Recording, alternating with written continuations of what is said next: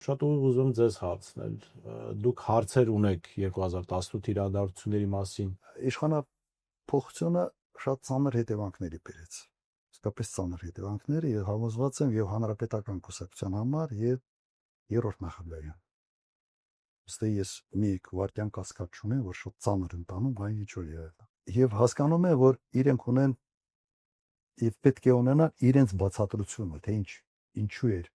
այսպես։ Ես ունեմ իմ բացատրությունը, իմ պատկերացումը, թե ինչ կատարվեց այդ օրերի ժամանակ, որը այդքան էլ չի համընկնում հանրապետականների։ Իրենց մոտիվացիան ես հասկանում եմ, անկեղծ հասկանում եմ։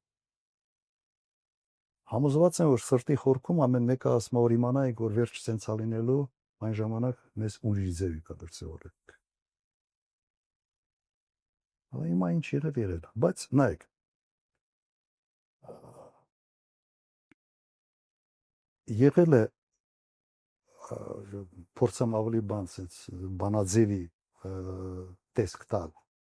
հեղափոխության վտանգի պարագայում եղել է իշխանության փոխանցում,